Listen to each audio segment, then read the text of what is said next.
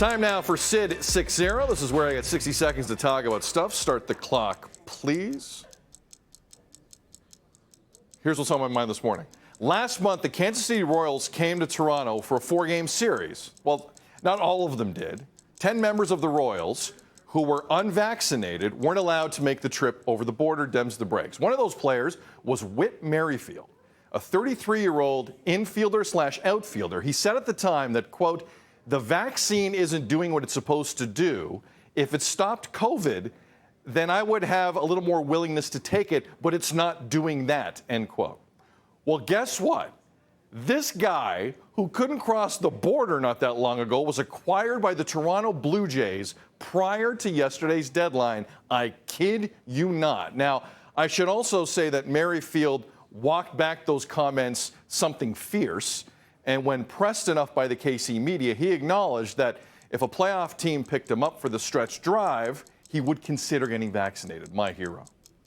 Playoffs begin October 7th. He better get vaccinated. He better get vaccinated. Someone's getting fired. Arden Zwelling of Sportsnet. He's not getting fired. He's awesome. Did a great job yesterday at the deadline. Okay, before Arden, I ask you generally what letter grade you give the Jays after kind of men's trade deadline. They know Whit Merrifield is getting vaccinated, right? Like, they gave up Max Castillo. They gave up an asset here. They wouldn't just do that blindly, right?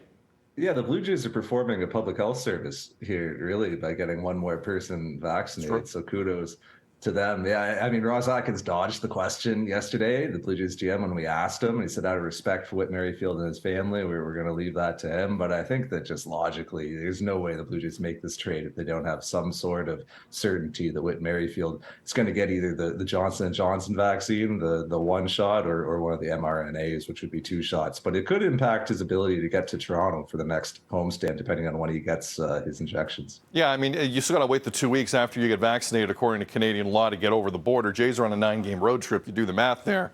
You're right. That's still some missed time. And considering George Springer isn't the healthiest person we've ever seen right now with the elbow, Whit Merrifield needs to come up here. Generally here, I don't hate what was done, Arden, if you're looking at it in a vacuum. But when you look at what the Yankees did and the Astros and a lot of teams in the American League, the Jays improved, but not at the rate of other teams. What letter grade do you give them yesterday?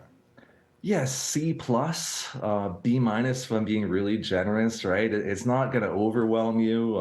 It's not going to underwhelm you. Certainly, the Blue Jays brought in a lot of players and they got better, but they didn't add the impact that, as you said, the Yankees did and the Mariners did with Luis Castillo. The Yankees obviously get Frankie Montas. The Minnesota Twins, who might be in the wild card hunt as well if they fall out of the AL Central lead in that division. They got Tyler Mahle. Even the Houston Astros loaded up in a pretty intelligent way, I thought. So I think for the Blue Jays, it just came down to the prices being so high at this trade deadline. Inflation is not just a thing at the grocery store, it's a thing across MLB. And we saw that in some of the prices that teams like the Yankees and the Mariners paid for really high-end impact talent. Blue Jays clearly just weren't willing to go to that level to make a move of similar impact. For sure. Jays showed a lot of faith in their prospects yesterday. We'll see if it pays off.